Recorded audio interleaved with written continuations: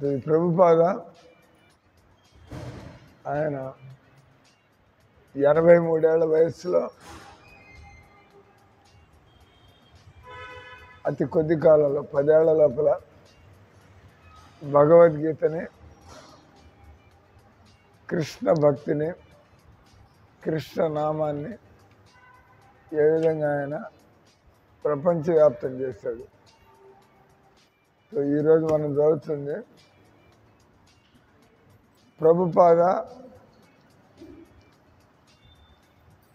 ఇంగ్లాండ్లో.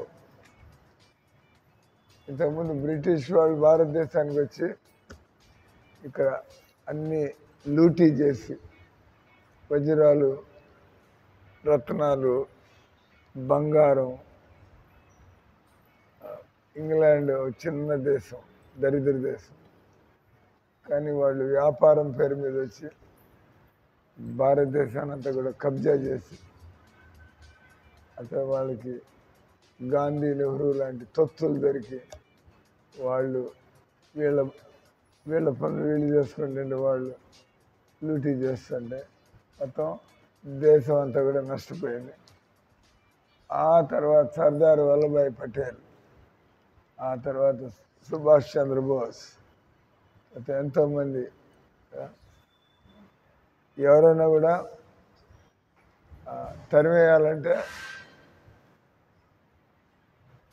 యుద్ధం చేస్తే కానీ పోరాడు. మోడీ గారు చూపించాడు. ఆయన సోనియా గాంధీ లాగా మిగతా వాళ్ళలాగా గమ్మున కూర్చోాలి. మోడీ గారు నువ్వు ఒకరిని చంపితే నువ్వు 20 మందిని చంపుతావు. అప్పుడు ఇంక వాడే తోక ముడుచుకోవాలి, ఒళ్ళు దగ్గర పెట్టుకోవాలి. ఏమో వీళ్ళు అన్నది చేస్తారని చెప్పి అది మోడీ గారు వాళ్ళు 30 ఎంతమంది 28 30 ఎంతమందిని చంపారు పెహల్గాంలో. పెహల్గాంలో ఎంతమందిని చంపారు? 38. సో వాళ్ళు కేవలం మగవాళ్ళని చంపారు, ఆడవాళ్ళని చంపాలి. ఆడవాళ్ళని పట్టుకుపోయి పిల్లలు కనొచ్చు వాళ్ళకి, లేదా మగవాళ్ళని చంపి ఆడవాళ్ళ జీవితాన్ని అంటే జీవితాంతం వాళ్ళు ఏడుస్తూ బతకడానికి. ఒక ఆమె ఇంకా తట్టుకోలేక మా ఆయన్ని మా పిల్లల్ని చంపారు, నన్ను కూడా చంపండి, నేను ఒక్కదాన్ని బతికేం చేయను, మోడీకి చెప్పుకోండి అన్నాడు. పోయి మోడీకి చెప్పుకో ఆన్ రికార్డు. మోడీ గారు ఎలాగో వదిలిపెట్టలేదు. ఆపరేషన్ సింధూర్, ఎవరైతే భారతీయ స్త్రీల యొక్క సింధూర్ అంటే కుంకుమ జరిపేశాడు ఆయన, దానికోసం అని చెప్పి ఆయన అటాక్ చేసి వాళ్ళ యొక్క ఉగ్రవాద స్థావరాలని కూడా ధ్వంసం చేసి 300 మంది కంటే ఎక్కువ మందిని ఎంత ప్రాణాలని తీశాడో. భయంకరమైన ఆస్తి నష్టం. మళ్ళీ వాళ్ళు కోలుకోవాలంటే మళ్ళీ 10 ఏళ్ళు పడుతుంది. వాళ్ళు ఎయిర్ బేస్లు అని డిస్ప్లే అంతా నాశనం మళ్ళీ కట్టాలి కదా అని. అంటే వాళ్ళు లాంచ్ ప్యాడ్లు ఉండవు అక్కడ. ఇంకా అయినా పాయింట్ వచ్చి విదేశీయులు భారతదేశం వచ్చి ఫ్రెంచ్ వాళ్ళు, బ్రిటిష్ వాళ్ళు, మహమ్మదీయులు దేశాన్ని దోచుకుని ఇక్కడ వాళ్ళని బలవంతంగా మత మార్పిడి చేసి హిందువుల్ని ముస్లింలుగా, క్రిస్టియన్లుగా మతం మార్పిడి చేసి ఇప్పుడు ఇక్కడ ఉండే క్రిస్టియన్లు, ముస్లింలు వాళ్ళని తెల్లదొరలు కాదు, వాళ్ళని నవాబులు కాదు, అంతా మీలాంటి వాళ్ళే. బలవంతంగా వాళ్ళని మతం మార్పిడి చేసి, ఎందుకంటే హిందువులు వాళ్ళు హిందువుల్లాగా బతకడం వదిలిపెట్టేస్తున్నారు. మీలాగా మీరు కూడా అంతే. మీరే అన్నారు ఆ విధంగా మాంసం తింటా అని. బహుశా పెహల్గాంలో కూడా అదే అయి ఉండొచ్చు. ఆడవాళ్ళు మాంసం తినని వాళ్ళు అయి ఉండొచ్చు, మగవాళ్ళు మాంసం తినేవాళ్ళు అయి ఉండొచ్చు. తిన్నవాళ్ళ కర్మ. ఎవరైతే జీవహత్యలు చేశారో, జీవహత్యలకు కారణం అయ్యారు, అటువంటి వాళ్ళు ఫినిష్. దీన్ని ఎట్లా కర్మ సిద్ధాంతం ఎట్లా పనిచేస్తుందో, భార్యాభర్తలు ఎదురు వెళ్ళారు, వాడి తలకాయల ఆలోచన ఇది, మగవాళ్ళని చెప్పి ఆడవాళ్ళని వదిలిపెట్టాలి. మీరు తెలిపేది ఇప్పుడు మీరు మాంసం తిన్నది ఆయన తింటారని, ఇదే పరిస్థితి. కర్మ అట్లా వెంటాడుతూ ఉంటుంది. మీరు చేసిన కర్మలు మిమ్మల్ని వెంటాడుతుంటే వచ్చే జన్మలో మీరు ఇద్దరు మళ్ళీ భార్యాభర్తలాగా వస్తారా? ఎవడి బతుకువాడుగా చెప్పండి, ఎవడి బతుకాడు? మీరు చేసిన కర్మలు మీరు ఎక్కడికి పోతారు? మీరు స్వర్గాలకు పోవచ్చు, మీరు నరకాలకు పోవచ్చు. ఇక్కడంతా కూడా మనం అనుకుంటున్నాం కదా మన కుటుంబం అని. కానీ శాస్త్రం చెప్పేది రుణానుబంధాలు. ఎంతమంది పెళ్లి చేసుకున్న తర్వాత భార్యలే భర్తని సతాయించి ఉన్నాయి, అటువంటి కుటుంబాలు కూడా ఉన్నాయి. లేదా భర్త భార్య భర్తని కోర్టు కేసులు, విడాకులు, పరువు పోగొట్టుకుని, ఇది మీ కర్మలు. మీకు మంచి రోజులు రాసి పెట్టలేదు, ఒక గయ్యాళి భార్య వస్తుంది, మీకు నరకాన్ని చూపిస్తూ ఉంటుంది. అంటే అక్కడే ఇదన్నా కొన్నాళ్ళు మంచిగా ఉంటారు, తర్వాత గొడవలు వచ్చేస్తాయి. ఈ రకంగా రకరకాలుగా మారిపోతుంది. మీ కర్మలు, మీ మంచి కర్మలు ఉన్నంత వరకు భార్య అనుకూలంగా ఉన్నట్టు కనబడుతుంది. ఏదంటారు ఇప్పుడు ఏదైనా మీకు ఏదైనా ఇబ్బందులు కలుగుతున్నాయి అనుకోండి, వాళ్ళనని లాభం లేదు, వాడు వీడు ఇటు చేస్తున్నారు. మన కర్మలు బాగాలేదు అనుకుంటే మీరు భరించగలుగుతారు. అంటే నా కర్మలు బాగాలేదు అందుకని ఇటువంటి మిత్రులు వచ్చి మిత్రద్రోహం చేసేటువంటి నమ్మక ద్రోహం. అంటే ఈ భూమి మీద ఎవరికి వేలు చూపించాల్సిన అవసరం లేదు. మన కర్మలే మనం వెంటాడి మన వెనకాల పడి మనల్ని అనుభవించేట్టుగా చేస్తాయి. దీనికంతా సమాధానం ఇది చెప్పినట్టుగా విదేశీయులు భారతదేశం వచ్చి వాళ్ళు దోచుకుని పోయారు. ఈయన కూడా వాళ్ళ దేశాలకు పోయాలి. ఈయన వాళ్ళ దేశాలకు పోయి మీరు అన్నీ దోచుకున్నారు, కానీ భారతదేశం అసలైనటువంటిది ఉంది, అది ఆధ్యాత్మిక సంపద, అది ఆధ్యాత్మిక ఆనందం అనేటువంటిది. మీరు అన్ని దోచుకున్నా కూడా మీరు ఇంకా దరిద్రులాగా బతుకుతున్నారు. అసలైంది మీరు దోచుకోలేదు, అది మీకు నేనే మీ దేశం వచ్చి మీకు ఇవ్వడానికి వచ్చా అన్నాడు ఆయన. అని చెప్పి వాళ్ళందరికీ భగవద్గీత నేర్పించారు, వాళ్ళందరికీ కృష్ణ భక్తిని అలవాటు చేశాడు, వాళ్ళందరికీ భగవన్నామం. వాళ్ళు అది దొరకంగానే వాళ్ళ ఊళ్ళు వాళ్ళ కుటుంబాలు వదిలిపెట్టి ఈయన వెనకాల వచ్చేసి, అప్పుడు ఆయన అన్నాడు వాళ్ళు బలవంతంగా హిందువుల్ని బానిసలు చేసుకున్నారు, ఇక్కడ ఆయన కూడా లక్షల మంది శిష్యులు, అంతా కూడా ఆయన శిష్యులే. నేను డాక్టర్ని తెలుసా, నేను ఎంబీబీఎస్ చదువుకుని అమెరికాలో ఎండీ చేసి అక్కడ ఈ ఇస్కాన్ సంస్థ దొరికి ఇస్కాన్లోకి వచ్చేసి ఎందుకు చెబుతున్నానంటే వాలంటరీగా నేను ఈయన యొక్క సేవకుని కాకపోతే నాకు గతి లేదు. ఈయన భగవంతుడి యొక్క భక్తుడు, భగవంతుడి సేవలు, నేను కూడా భగవంతుడి సేవలు చేసుకోవాలి వాలంటరీగా. ప్రభుపాద ఆయన బట్టలు ఉతికేవాడు బ్రిటిష్ వాళ్ళు, ఆయన కాళ్ళు పిసికేవాళ్ళు అమెరికా వాళ్ళు, ఆయన సెక్రటరీలు, ఆయన చేతులు రాసుకునేవాళ్ళు జర్మనీ వాళ్ళు, ఇట్లా అంతా ఆయనకి అన్ని దేశాల నుంచి వాళ్ళందరూ కూడా వెనకాల పడి ప్రభుపాద నన్ను సర్వెంట్గా చేసుకుంటే నాకు మహద్భాగ్యం అని చెప్పి వెనకాల పడి. సో ఒకసారి వంటలు ఉండేవాళ్ళు తెలుసా మీకు, మనం మామూలుగా శాకాహారం వండుకుంటారు, ప్రభుపాద వాళ్ళందరికీ మన పిండి వంటలు శాకాహారం అన్నీ నేర్పించారు. అది వాళ్ళు ఆయనకు వండడం ప్రారంభించారు. సో ఆయన కుక్కులు ఫారినర్స్, వంట వాళ్ళు ఫారినర్స్, ఆయన గుడ్డలు ఉతికే వాళ్ళు ఫారినర్స్, ఒళ్ళు మర్దన చేసేవాళ్ళు ఫారినర్స్, ఆయన కారు తోలేవాళ్ళు ఫారినర్స్, ఆయన కరస్పాండెన్స్ చూసుకునేవాళ్ళు ఫారినర్స్. సో ఆయన చూస్తాడు ఇదంతా, ఆయనకి నవ్వు వచ్చింది. ఆయన ఏం మొహమాట పడుకుని అన్నారు, నేను మీకు ఎవరికి ఒక పైసా కూడా నేను ఇవ్వటం లేదు, అంతేకాని మీరు నాకు చాలా నీచమైనటువంటి పనులు కూడా, టాయిలెట్ క్లీన్ చేయడం, ప్రభుపాదుల వాళ్ళ టాయిలెట్ అమెరికన్ పోయి క్లీన్ చేసుకోవాలి వాలంటరీగా. మామూలుగా మీరు ఒక అమెరికన్ బ్రిటిషర్ని మీ పని అడిగా పెట్టుకోవాలంటే మీ వల్ల కాదు, వాళ్ళకి ఇచ్చే జీతాలు, వాడు ఎందుకు వస్తాడు. కానీ ఆయన వెనకాల వందల మంది ఆయన వెనకాలండి వాళ్ళు ఆయనకి సేవ చేయాలని చెప్పి.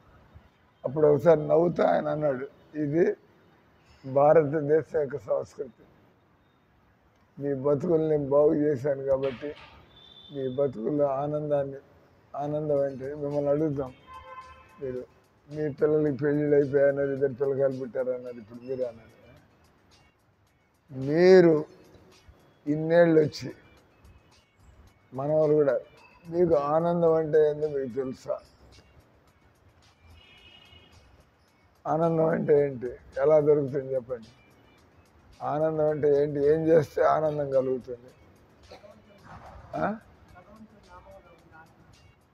మరి బయట ఏం చేస్తారు? ఇక్కడంతా అదే జరుగుతుంది, రోజంతా అదే పనులు. ఇక్కడికి రాకుండా భగవంతుడి నామంలో ఆనందం ఉంది సార్, మనం బజార్లో తిరుగుతుంటే ఇళ్ళలో కూర్చుంటే. నిన్న గూడూరులో రథయాత్ర జరిగింది, జగన్నాథ్ రథయాత్ర గూడూరు. నిన్న ఓ అని ఊరంతా కదిలి వచ్చినట్టుగా వీధుల్లో జనాలు. ఎందుకంటే భక్తులు, వందల సంఖ్యలో భక్తులు భగవన్నామాలు పాడుతూ ఉంటే వినేవాళ్ళకి ఇది భూమి, ఇది వైకుంఠం అన్నట్టు అనిపిస్తుంది. అంటే అంత చక్కటి వాతావరణం ఉన్నప్పుడు వాటి జనాలంతా కూడా ఇట్లా ఏలాగా భగవన్నామంలో ఆనందం. మరి ఎప్పుడొచ్చి చేరిపోతారు, ఇద్దరు వచ్చి ఎప్పుడొచ్చి చేరతారు. ఇక్కడ ఆమె చెప్తున్న ఆనందం భగవన్నామంలో ఉందంట, మరి దానికి దూరంగా ఉండడం ఎందుకు? ఇక్కడ 24 గంటలు జగన్నాథుడి సేవలు. మీరు ఇంకా ఆనందం ఉంటే టీ కాఫీలు ఎందుకు తాగుతుంది? ఆనందంగా ఉంటే మీకు భగవద్భక్తిలో మరి భగవంతుని నియమాలను ఎందుకు పాటించటం లేదు? మీరు ప్రసాదం తినాలా, ప్రసాదం కాకపోతే తినకూడదు అది.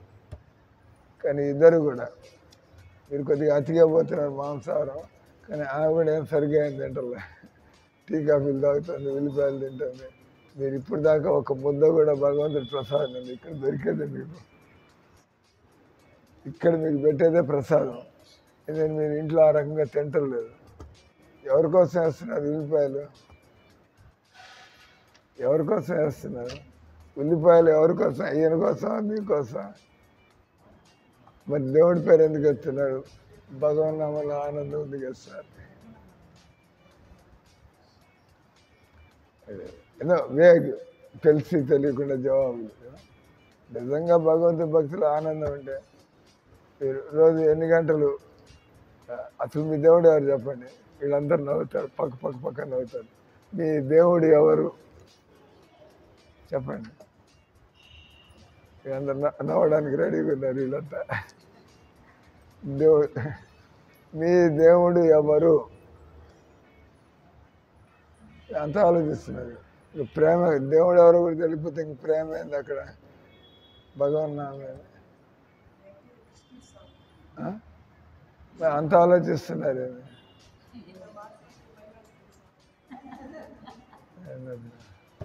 దేవుడి గురించి మాట్లాడితే నాకు భయం అంటే, దేవుడి గురించి కొంచెం ఆనందం కలగాలి కదా. మీరే చదువుతున్నారు, భగవంతుడి గురించి మాట్లాడితే భగవన్నామం పాడుతుంటే ఆనందం కలుగుతుంది, భయం ఎందుకు కలుగుతుంది?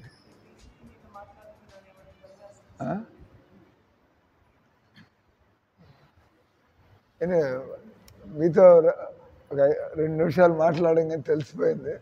బహుశా మీకు భగవంతుడు అంటే నమ్మకం ఉంది, అంతవరకు చెప్పచ్చు. కానీ దేవుడు ఎవరో కూడా తెలియదు. ఆయనకి ఎలా మనం సాధన చేయాలో తెలీదు, ఎలా ఆయనకి సేవ చేయాలో తెలీదు. మరి ఆ కనెక్షన్ లేకపోతే ఎక్కడి నుంచి ఆనందం కలుగుతుంది? నిజంగా మీరు ఇచ్చిన జవాబు మీరు మా కోసం చెప్పడం కాకుండా మీకోసం చెప్పుంటే భగవన్నామల్ని ఆనందం ఉందని మీరే ఇంటికి వెళ్ళి, వీళ్ళ ఆయన ఎక్కడ ఉంటాడు తెలుసా? గుంటూరులో ఉంటాడు. తెలిసిన వాళ్ళ అంత అంత గట్టి భక్తురాలు తెలుసు కూడా మీరు ఇంకా తప్పించు తిరుగుతున్నారంటే మేము బాగా మంచి మొండి ఘట్టంలాగా ఉన్నారు.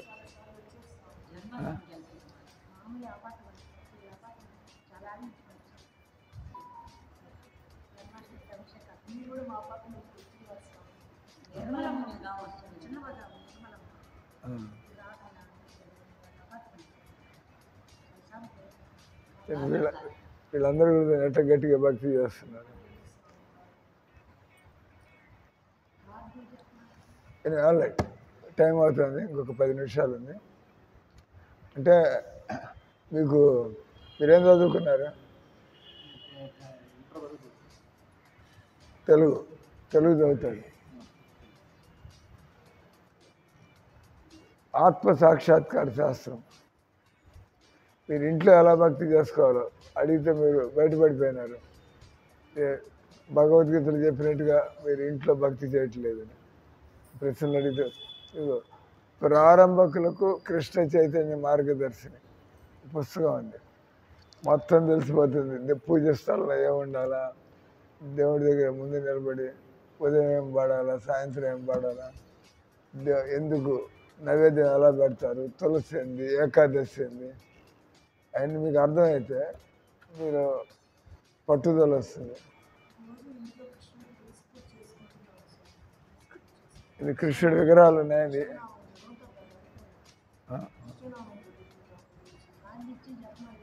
ఎనివే ఇప్పుడు ఏ మాత ఇగో బిగినర్స్ గైడ్ తెలుగు, ఇంగ్లీష్ నది.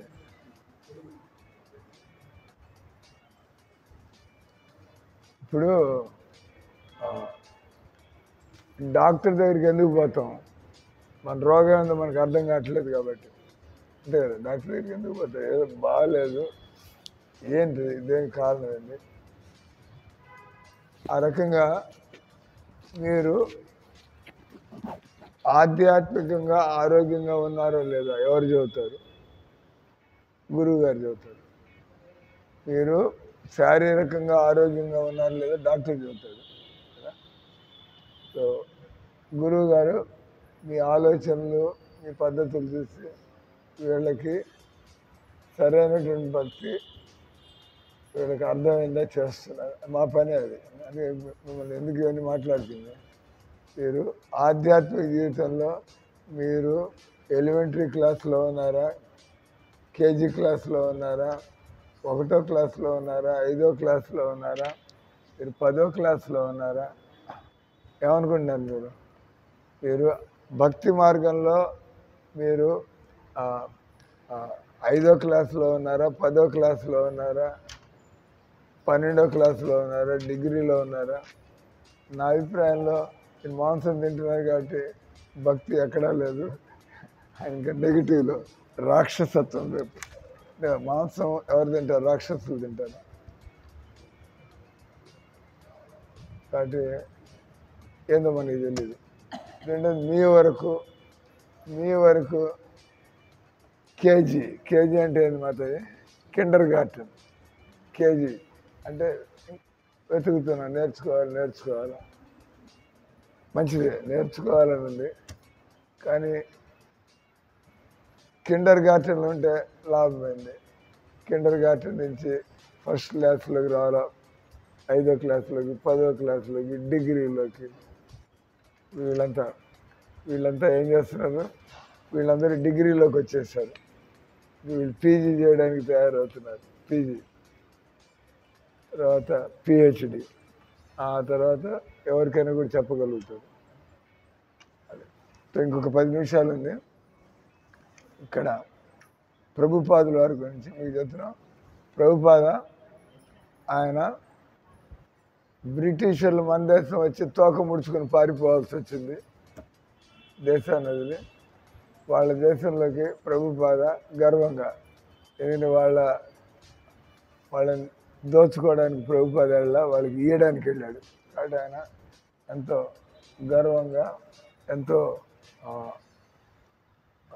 కాన్ఫిడెంట్, ధైర్యంగా వీళ్ళందరినీ నేను లొంగ తీసుకోగలను, వీళ్ళందరినీ నేను భక్తుల్ని చేయగలను, నా దగ్గర ఆ ఫార్ములా ఉన్నది. ఆయన ప్రభుపాద ఒకసారి బాబు రాజేంద్ర ప్రసాద్, భారతదేశం యొక్క భూతపూర్వ రాష్ట్రపతిని కలుసుకున్నాడు. ఆయన అన్నాడు, భగవంతుడి నీ చేరుకునేటువంటి మార్గం నా దగ్గర ఉంది, నేను ఒక్కడనే పోదలుచుకోలేదు, అందరినీ తీసుకుని వెళ్దామని చెప్పి ఈ పాయింట్ అన్నాడు. I know the way back to God head, భగవంతుని చేరేటువంటి ఖచ్చితమైన మార్గం నాకు తెలుసు. నేను నా దేశవాసులందరినీ కూడా వాళ్ళని ఈ నరకోపంలో వదిలిపెట్టి, ఈ దుఃఖ సంసారంలో వదిలిపెట్టి, ఈ చావు పుట్టుకలో వదిలిపెట్టి, అంటే కృష్ణ భక్తులకి ఇతరులు చావు పుట్టుకల్లో కొట్టుకుపోతుంటే వాళ్ళకి బాధ కలుగుతుంది. అదే వీళ్ళు కూడా మనుషులుగా పుట్టారు, చక్కగా వీళ్ళు కూడా భగవద్గీతను చక్కగా పాటించి ఆనందంగా ఉండి బయటికి వెళ్ళిపోవచ్చు కదా, ఎందుకు వీళ్ళకి నెత్తి మీద శని పట్టిందా అన్నట్టుగా ఎందుకు ఇట్లా బతుకుతున్నారు? భారతదేశంలో పుట్టి, హిందువులుగా పుట్టి మాలాంటి వాళ్ళని కలుసుకొని, అయినా కూడా అందరినీ కలుసుకుంటూ ఉంటాం. మీరే చెప్పారు మీ అపార్ట్మెంట్కి వచ్చాను, ఏం మారిపోయింది, మీరు ఎందుకు మారలే ఇప్పుడు దాకా? మీరు నేను చెప్పలే, నాకు మీరు గుర్తే లేరు, మీరు చెప్పారు మా అపార్ట్మెంట్కి వీళ్ళంతా ఎట్ట మారిపోయారు, మందిరంలో ఉంటే వీళ్ళు అంటే మీకు బహుశా టైం రాలేదు, ఇప్పుడు టైం వచ్చినట్టుంది. నా టైం అంటే కర్మలు పండాలి దేనికైనా కూడా, కర్మలు పండితే నాకు ఈ సంసారం వద్దు. అంతా కూడా అట్లా వచ్చిన వాళ్ళని మా అమ్మంది, ఒరే నువ్వు 2 చేతులు సంపాదించుకుని ఇస్కానికి ఇవ్వా, కానీ నువ్వు అడుగు తినే వాళ్ళకి బజార్లో పోయి హరే రామ హరే కృష్ణ డబ్బులు దండుకోవడం మాకు సిగ్గుచేటది. మా అమ్మ అంటుంది నాతో, నువ్వు హరే రామ హరే కృష్ణ అంటే బజార్లో తిరుగుతూ చిన్న పుస్తకాలు అమ్ముకుంటూ, ఇచ్చాం కదా మీకు ఇప్పుడు, పుస్తకాలు అమ్ముకుంటూ జనాల దగ్గర డబ్బులు దండుకుంటే 500 ఒకటి 516 నేను ఇంత చదివించింది, ఎండి చదివించింది, ఇట్లా బతకడానికి 2 చేతులు నువ్వు సంపాదించి నువ్వు ఇస్కానికి, కానీ నేను మేము డాక్టర్గా చూడాలనుకుంటున్నాం. నేను ఇప్పుడు కూడా డాక్టర్నే కదా, మానసిక రోగులందరినీ సరి చేసి వదిలిపెడతా ఉంటాం, డాక్టరే కదా. మీలో కోపం ఉంటుంది, మీలో ద్వేషం ఉంటుంది, మీలో ఈర్ష్య ఉంటుంది, మీలో లోభం ఉంటుంది. దానివల్ల ప్రపంచంలో ఈ నేరాలు, జనాలంతా సంసారంలో పడి, అదే రొచ్చులో పడి చూసిందే బతుకు. సంసారం అంటే చూసిందే చూడడం. అంటే మీరు పొద్దున్న నిద్రలేస్తారు, మీ వయస్సు దాదాపు 55 ఏళ్ళు 56 ఏళ్ళు అనుకోండి, 56 నుంచి పండుకుంటున్నారు, తింటున్నారు, సంపాదిస్తున్నారు, పనులు చేస్తున్నారు, వయసు అయిపోతుంది, ఇంకా ఏం కావాలి? ఇప్పుడు 56 ఏళ్ళ నుంచి చేస్తున్న పని చేస్తున్నాం, ఏమి ఎదుగుబాటు లేదు, ఏమి అనుభవం లేదు, అయినా కూడా ఇటుపోతున్నాం. ఎవడో మాలాంటి అంటే పిలుస్తారు, పిలిచినా కూడా రావటంలో జనాలు, పిలిచినా కూడా రావటంలో. అంటే దాన్ని అంటే రాటన్ స్టేట్, ఇంగ్లీష్లో రాటన్ స్టేట్, కుళ్ళిపోయిన అవస్థలో ఉన్నారు. అంటే మా వల్ల కాదు సార్ ఇవన్నీ అయిపోయింది ఈ బతుకు, ఎంతకంటే మేము బాగుపడలేము. ఇక్కడ ప్రభుపాద ఆయన విదేశీయుల దగ్గరికి వెళ్ళి, ఆయన మీకు మంచి వ్యక్తుల సాంగత్యం కలిగినట్లయితే మీరు కూడా చాలా గొప్పగా బతకగలుగుతారు. దాన్ని తెలుసు, నేను ఒక్కడనే గొప్పవాడిని కాదు, మనుషులందరూ కూడా చాలా చక్కగా బతకచ్చు, అందరూ కూడా. ఆయన అందరూ మీరంతా పనికి మాలిన, నేను ఒక్కడిని మహాత్ముడిని బయలుదేరాను అట్లా. నేను మహాత్ముడిని అంటే ఎవడైనా కూడా కాగలదు. ఆ విధంగా వెళ్ళాడు కాబట్టి చేసి చూపించాడు. చైనీయుల్ని, ఆఫ్రికన్ని ఎవరైతే నరమాంసం తింటారు ఆఫ్రికా వాళ్ళు తెలుసు కదా, వాళ్ళని ఇప్పుడు వాళ్ళు టీ కాఫీలు కూడా తాగరు వాళ్ళు. మీరు గూగుల్లో కొట్టి చూడండి మీ సెల్ ఫోన్లో, ఆఫ్రికాలో హరే రామ హరే కృష్ణ, చైనాలో హరే రామ హరే కృష్ణ, రష్యాలో హరే రామ హరే ఒకటి మీరే చూడండి. మీకు ఈ మన బతికేంది, వీళ్ళు ఎట్లా ఎంత ఆనందంగా బతుకుతున్నారు వాళ్ళు, బాగా ఎంత ఉత్సాహంగా ఆనందంగా యాక్టివ్గా. ఇక్కడ ప్రభుపాద ఆయన ఇంగ్లాండ్ పోయినటువంటి విషయం గురించి చదువుతున్నాం. ఇవన్నీ చదువుకుంటూ వస్తున్నాం. ఈ 8 పుస్తకాలు, ఈ ట్రంక్ అంతా మీరు ఎన్ని పుస్తకాలు పెడితే ఇట్లా ఇది నిండుతుందో, ఆయన జీవితం గురించి అన్ని పుస్తకాలు. ఇది ఒకటి. ఒక శిష్యుడు తమాల కృష్ణ అనేటువంటి ఆయన సాంగత్యంలో ఏం చూశాడు, ఏం విన్నాడు, ఏం నేర్చుకున్నాడు, ఎలా ఆయన ప్రజల్ని ప్రభావితం చేశాడు, ఆయన ఒక శిష్యుడు అది పుస్తకం. అట్లా ఆయనకి వేల మంది శిష్యులు ఉన్నారు. అందరూ రాశారు వాడు బతుకులు ఎలా మారిపోయినాయి ఆయన కలుసుకుని. అది వాడంత అనుభవం. దానివల్ల మనలాంటి వాళ్ళు చదివితే ఓహో, జీవితంలో మనం కృష్ణ భక్తుల్ని కలుసుకుంటే ఎలా మన జీవితంలో దాని అంటారు రోటన్, అదే బతుకు అదే బతుకు అదే బతుకు, కానీ వయసు అయిపోతుంది. మనం ఇంకా ఇబ్బందులు ఎక్కువ పడతాం. వయసు అవుతుంటే మంచంలో పడతాం, ఒళ్ళు పనిచేయదు కదా, వస్తాయి కదా ఆ రోజులు అందరికీ వస్తాయి. అటు కొద్దిసేపు ఇంకొక 5 నిమిషాలు ఉంది, అలాగే ఒక పారాగ్రాఫ్ చదివి ఆఫ్ చేస్తాం.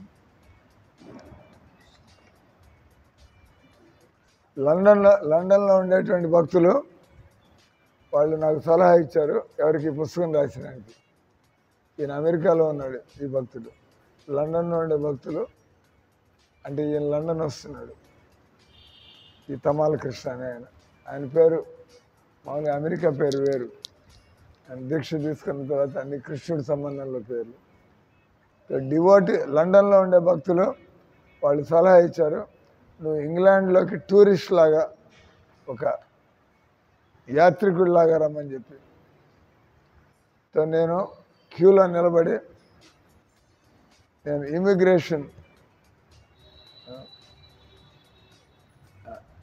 ఇమిగ్రేషన్ ఆఫీసర్తో నేను ఆయన కనిపించడానికి నేను ప్రశాంతంగా ఉన్నట్లుగా, నేను మామూలుగా వచ్చినట్టుగా ఆ విధంగా కనపడడానికి నేను అలా నిలబడ్డా. ఇమిగ్రేషన్ అంటే ఎవరైనా ఫారినర్స్ మన దేశంలోకి వస్తే వాళ్ళు వీసా తీసుకోవాలి. ఈయన అక్కడికి వెళ్ళాడు, అమెరికా నుంచి ఇంగ్లాండ్.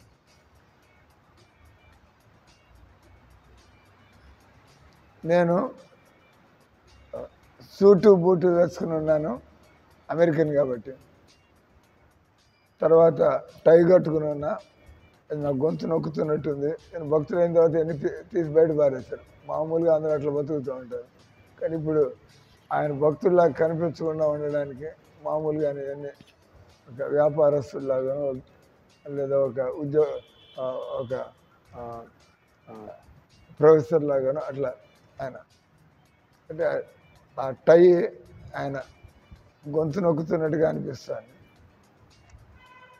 తర్వాత ఆయన ఓ టోపీ కూడా పెట్టుకున్నాడు.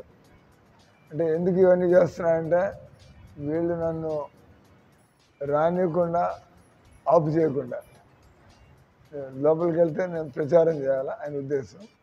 కానీ వాళ్ళు వీసా ఇవ్వాలి కాబట్టి ఇట్లా తయారయ్యాడు. మామూలుగా ఫారినర్ చూడడానికి వస్తారు. నేను మలేషియా సింగపూర్ పోయాను, వాళ్ళు ఇండియాలో ఈ గుడ్లు వేసుకున్నాను. మలేషియా దిగంగానే నేను కూడా ప్యాంటు షర్ట్ వేసుకుని గుండు కనపడుకుని టోపీ పెట్టుకుని, లేకపోతే రానిరు వాళ్ళు పంపించేస్తారు. అక్కర్లేదు, మా దేశంలోకి రావక్కర్లేదు ఈ ప్రచారానికి, నేను ఇది క్రిస్టియన్ దేశం, ఇది ముస్లిం దేశం ఇదంటారు. కాబట్టి రిస్క్ తీసుకుని వేషం మార్చుకుని అట్లా ఈయన కూడా మామూలుగా ఈయన మందిరంలో ఉండేది ఈ రకంగా గుడ్డలు వేసుకుని. కానీ లండన్ వెళ్ళినప్పుడు ఆ రకంగా మార్చుకొని ఆయన టోపీ కూడా పెట్టుకున్నాడు.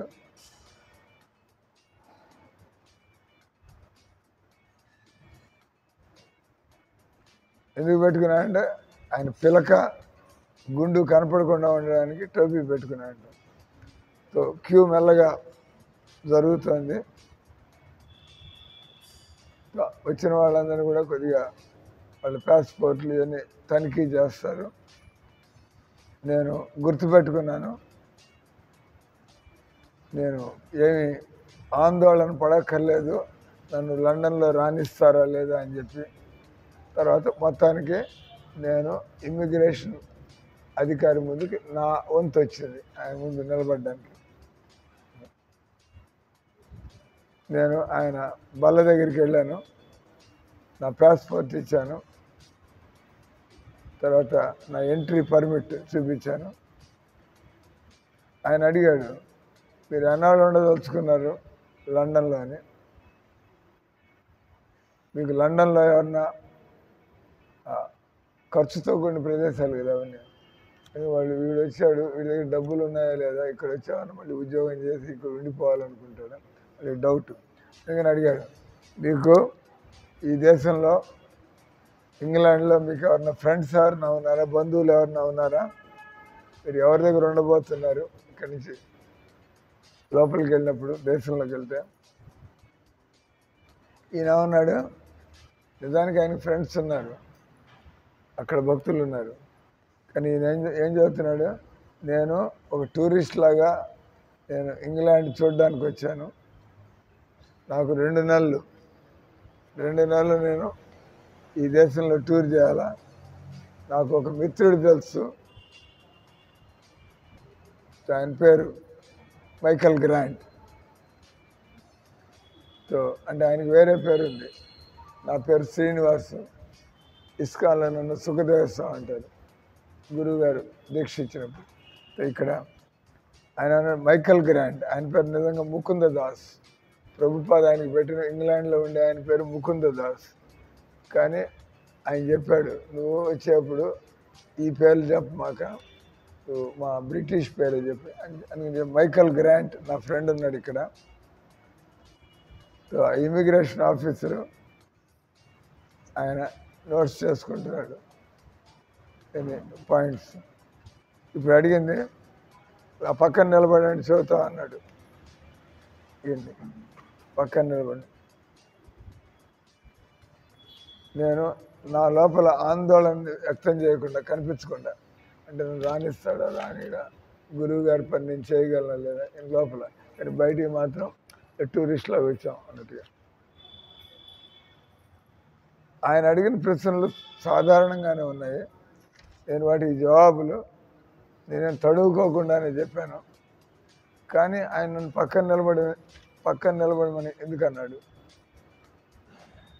కొద్ది నిమిషాలు అయిన తర్వాత ఆయన వచ్చి అన్నాడు, నేను మీ మైకల్ గ్రాంట్కి నేను ఫోన్ చేశాను, కానీ ఆయన మీరు ఇచ్చిన నంబర్లో ఆయన దొరకలేదు అన్నాడు.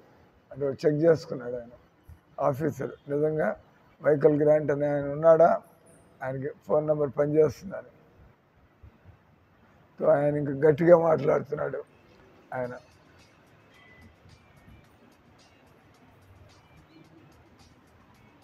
నేను అనుకున్నా ఇంకో ఆయన ఉన్నాడు అక్కడ, ముకుంద దాస్ కాకుండా శ్యామ్ సుందర్ దాస్ అని. సో ముకుంద దాస్కి మేము వస్తున్నట్టు తెలియదు, నిజానికి ఈ శ్యామ్ సుందర్ దాస్కి తెలుసు మేము వస్తున్నట్టు. ఆయన అన్నాడు,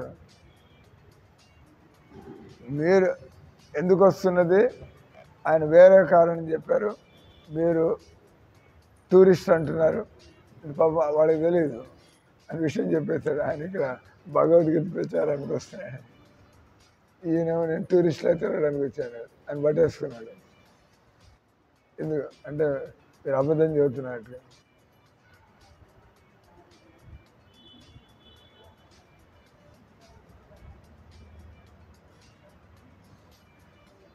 ఆయన డైరెక్ట్గా నన్ను అడిగిన మొహం మీద, నువ్వు మీ మత ప్రచారానికి నువ్వు ఇంగ్లాండ్కి వచ్చావని నాకు అర్థమవుతుందని చెప్పి, అంతేకాకుండా నువ్వు ఇక్కడే ఉండిపోయి నువ్వు మత ప్రచారం చేయాలని చెప్పి యూరోప్ అంతా కూడా అది నీ ఉద్దేశం అని చెప్పి, ఈయన ఇంకా ఏం జవాబు ఇలా తెలియదు, ఆయనకి దొరికిపోయాడు అన్నట్టుగా. ఎందుకు శ్యామ్ సుందరు ఆయన జాగ్రత్త పడకుండా ఇవన్నీ కూడా చెప్పేశాడు ఈ ఇమ్మిగ్రేషన్ ఆఫీసర్కి. నేనేదో ఆశ్చర్యం పొందినట్టుగా మొహం పెట్టాను ఆయన చెప్పేది విన్నప్పుడు. అంటే నాకు శ్యామ్ సుందర్ అనే అలాంటి వ్యక్తి అని నాకు తెలియదే. నేను మామూలుగా టూరిస్ట్ లాగా వచ్చాను ఇక్కడ దర్శనీయ ప్రదేశాలను చూడడానికి. బహుశా మీరు ఏదో తప్పు నెంబర్కి వెళ్ళి ఉంటుంది, వాళ్ళు ఆ విధంగా మాట్లాడారు. కానీ ఆ బ్రిటిష్ ఆఫీసరు ఆయనకి నమ్మకం కలగల. ఆయన అన్నాడు, ఓ యువకుడా, యంగ్ మ్యాన్, నువ్వు అక్కడే కూర్చునిండు ఆ సీట్లో అని చెప్పి ఆయన గట్టిగా అన్నాడు. సో నాకు వేరే గత్యంతరం ఏం లేదు. నేను ఆయన చెప్పినట్టుగా పోయా ఖాళీ సీట్లో కూర్చున్నాను. నేను అక్కడికి వెళ్తుంటే నేను నాలో వణుకు తొట్టుబాటు లేకుండా నేను కాన్ఫిడెంట్గానే ఉన్నట్టుగా నేను నడిచాను. కానీ లోపల అయ్యో నేను ఇంత ఖర్చు పెట్టుకుని ఇక్కడికి వచ్చాను, నన్ను వెనక్కి పంపించేస్తే ఏమవుతుంది ఇప్పుడు? నన్ను ఇంగ్లాండ్లో రానికపోతే నేను గురువు గారికి ఆదేశాన్ని ఎలా నేను పాటించాలా? నేను లాస్ ఏంజలీస్లో నాకుండేటువంటి ఆ బాధ్యతలన్నీ నేను వదిలేసి వచ్చాను ఇక్కడ ఉండడానికి. నేను అమెరికాలో కొద్ది కాలం ఉండబోటలేదని చెప్పి కూడా వచ్చాను. వాళ్ళందరూ నాకు పెద్ద ఎత్తున నేను ప్రచారానికి వెళ్తున్నా అని చెప్పి నాకు వీడ్కోలు పలికారు భక్తులంతా కూడా. నా పరుగు పోయింది. ఇప్పుడు వెనక్కి న్యూయార్క్, బోస్టన్ అందరూ కూడా వాళ్ళు నేను ప్రభుపాదుల వారికి కొత్త దేశంలో నేను ఒక హీరోలాగా నేను హిందూ మత ప్రచారం చేయడానికి వచ్చా అనుకున్నాను. ఇవేవి చేయకుండా ఆ దేశంలో కూడా నేను వెళ్లకుండా నేను వెనక్కి వెళ్ళిపోతే నాకు ఎంత పరుగు పోయినట్లు అవుతుంది. అది నాకు ఏం చేయాలో పాల్పడటం లేదు. ఈ పరిస్థితులు అనుకూలంగా లేకపోవడం చూస్తా. మామూలుగా అమెరికన్ ఇంగ్లాండ్ పోవడానికి సింపుల్ పద్ధతిలో పోవచ్చు. కానీ ఎందుకు ఒక పెద్ద అవరోధంలాగా మెల్లిగా ప్యాసింజర్లు అంతా అక్కడ కూర్చుని ఉన్నాడు. ఎవరైతే ఇంటర్వ్యూకి వస్తున్నారో అందరూ అయిపోతూ లైన్ పూర్తి అయిపోతుంది. నేను ఒక్కడనే మిగిలా, నా గురించి నేను ఏం చెబుతాడని చెప్పి. 1 గంట అయిపోయింది ఇప్పటికి. ఆఫీసరు ఎవరైతే నాతో మాట్లాడాడో మళ్ళీ ఆయన నా దగ్గరికి వచ్చాడు. ఇంకో ఆఫీసర్ని తీసుకుని వచ్చాడు. వాళ్ళు నన్ను అడిగారు, ఇంగ్లాండ్లో మీరు దేనికి వచ్చి ఉన్నారని చెప్పి.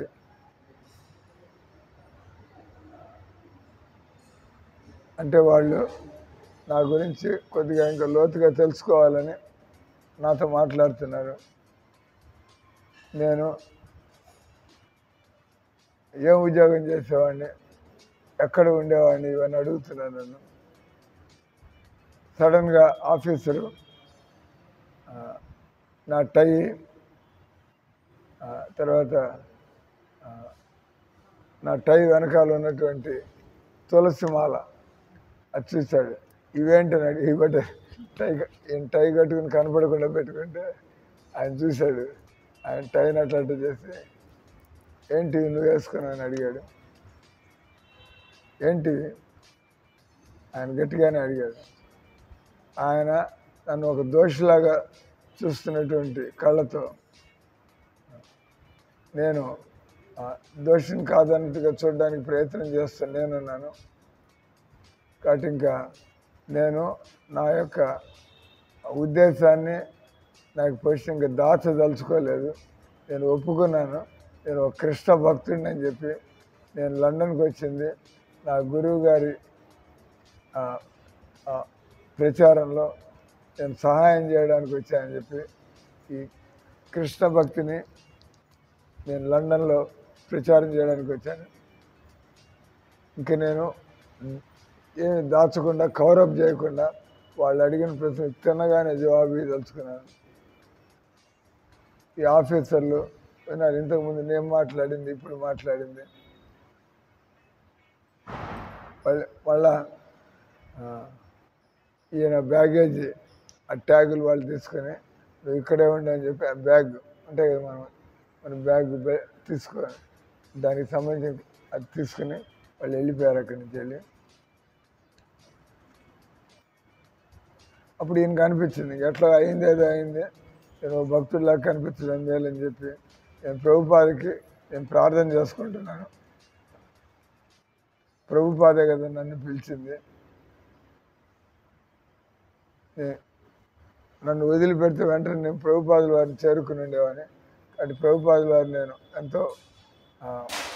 ఎంతో మనస్సు పెట్టి ప్రభుపాద్ మీరు దయ చూపించండి, నేను మిమ్మల్ని మీకు సేవ చేయడానికి నేను ఇంగ్లాండ్ వచ్చిన్నాను, మీరు ఇంగ్లాండ్ రాకుండా వెళ్ళిపోయేట్టుగా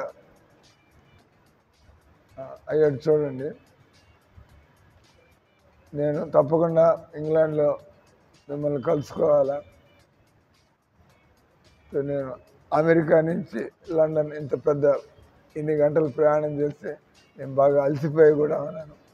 మళ్ళా 1 గంట గడిచింది. మళ్ళీ ఆఫీసర్ మళ్ళీ వెనక్కి వచ్చాడు, లగేజ్ తీసుకుని వచ్చి వాళ్ళు మీరు ఈ సూట్ కేసు ఓపెన్ చేయండి మీ సూట్ కేసు అన్నారు. సో వాళ్ళు నా గుడ్డలన్నీ కెలికారు.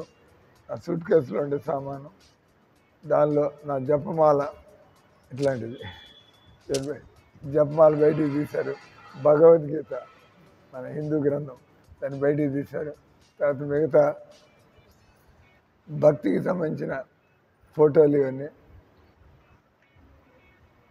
తర్వాత ఇంగ్లాండ్కి ఇక్కడికి మధ్యలో ఉన్న వార్తాలాపం ఆ కాగితాలు కూడా వాళ్ళ చేతికి చిక్కేవి. సో వాళ్ళు వెంటనే ఇవన్నీ తీసుకుని మళ్ళీ వెళ్ళారు వాళ్ళ పై ఆఫీసర్ దగ్గరికి. మళ్ళా కొంత టైం గడిచింది. సో మళ్ళా వాళ్ళు వచ్చారు, మా వెనకాల రండి అన్నారు. ఈసారి మా వెనకాల రండి అని ఆయన తీసుకెళ్ళారు. వాళ్ళ వెనకాల నేను నా బ్యాగ్ తీసుకుని బయలుదేరా. ఆ హాల్ దాటి నడిచి వరండా దాటి ఒక ఆఫీస్కి వచ్చాం. ఎయిర్పోర్ట్ ఆయన వైద్య అధికారి దగ్గర తీసుకొచ్చారు. విమానాశ్రయంలో ఉండే ఒక డాక్టర్ దగ్గర తీసుకొచ్చారు. ఆ డాక్టర్ తనను తాను పరిచయం చేసుకున్నాడు. పరిచయం నేను డాక్టర్ని అని చెప్పి మీరు కూర్చోండి అన్నాడు. ఈయన నాకు బాగానే ఉంది ఈయన ఆఫీసులో ఆ డాక్టర్ గారితో కూర్చోడం. ఆ ఇమ్మిగ్రేషన్ ఆఫీసర్స్ నన్ను ఒక నేరస్తుడిలాగా ప్రశ్నలు అడగడం కంటే ఈ డాక్టర్ గారి దగ్గర కూర్చోవడం నాకు బాగానే ఉంది. ఆయన నాతో ఫ్రెండ్లీగానే వ్యక్తిగతంగానే మాట్లాడుతున్నారు. కానీ నన్ను డాక్టర్ దగ్గరికి ఎందుకు తీసుకొచ్చాడో నాకు అర్థం కాల. ఈయనకి నన్ను డాక్టర్ దగ్గరికి ఎందుకు తీసుకొచ్చాడు ఆఫీసర్స్. అప్పుడు సడన్గా ఈయనకి ఒక విషయం అర్థమైంది. సో మా ఉత్తర ప్రత్యుత్తరాలు ఆయన డాక్టర్ గారి టేబుల్ మీద ఉన్నాయి. దానిలో ఒక సైకియాట్రిస్ట్ లెటర్. ఇంతకుముందు ఆయన మిలిటరీలో పెట్టాలని చూస్తే ఈయన నా మానసిక ఆరోగ్యం సరిగ్గా లేదని చెప్పి మిలిటరీ తప్పించుకోవడానికి అమెరికాలో ఆ లెటర్ కూడా ఉంది. మానసిక ఆరోగ్యం సరిగ్గా లేదు. దానిలో ఉంది ఈ వ్యక్తి సామాన్యమైన ఉద్యోగాలు ఏం పనికిరాడు, ఈయన మానసిక అశాంతి కలిగాడు. ఆ బ్రిటిష్ ఆఫీసర్లు వాళ్ళు నిర్ణయం తీసుకున్నారు, నన్ను వాళ్ళ దేశంలోకి రానివ్వకుండా ఉండడానికి. మీరు మా దేశంలోకి వచ్చినట్లయితే మీరు ఒక మెంటల్ పేషెంట్ అయినప్పుడు మా దేశంలో మీరు ఉత్పాతాన్ని సృష్టించగలరేమో అని చెప్పి నాకు నవ్వు వచ్చింది. నేను అమెరికాలో మిలిటరీలో పడకుండా ఉండడానికి నేను మెంటల్ అని చెప్పి లెటర్ తెచ్చుకుంటే, ఈ లెటర్ మెంటల్ అడిగి కాబట్టి నువ్వు మా దేశంలోకి రావడానికి లేదని చెప్పి అది అమెరికాలో వాళ్ళ ఫ్రెండ్ అయిన డాక్టరు ఆ రకంగా మిలిటరీని తప్పించడానికి రాసి ఇచ్చినటువంటి లెటర్ అది.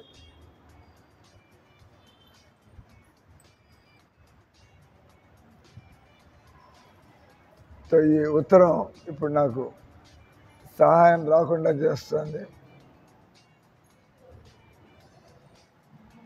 అప్పుడు ఈయన అనుకున్నాడు, నిజంగా అసలు విషయం డాక్టర్కి చెప్పడం మేలు, ఎందుకు ఈ లెటరు రాశారు ఇది అని చెప్పి చెప్పడం ప్రారంభించాడు. ఆయన డాక్టర్ గారు ఇంటెలిజెంట్, తెలివిగలవాళ్ళలాగా ఉన్నాడు. ఆయనేమి ఈయన మీద ముందరే దురభిప్రాయం పెట్టుకోలేదు. వింటున్నాడు డాక్టర్ గారు. ఈయన అన్నాడు, సార్ మా అమెరికా ప్రభుత్వం మాలాంటి కుర్రవాళ్ళందరినీ వియత్నాం వారికి పంపించడానికి అని చెప్పి వాళ్ళు మమ్మల్ని బలవంతం చేస్తుంటే నేను మిలిటరీలో భర్తీ అవ్వకుండా ఉండడానికి నాకు తెలిసిన ఫ్రెండ్లీ డాక్టర్ దగ్గర నుంచి లెటర్ తెచ్చుకున్నాను.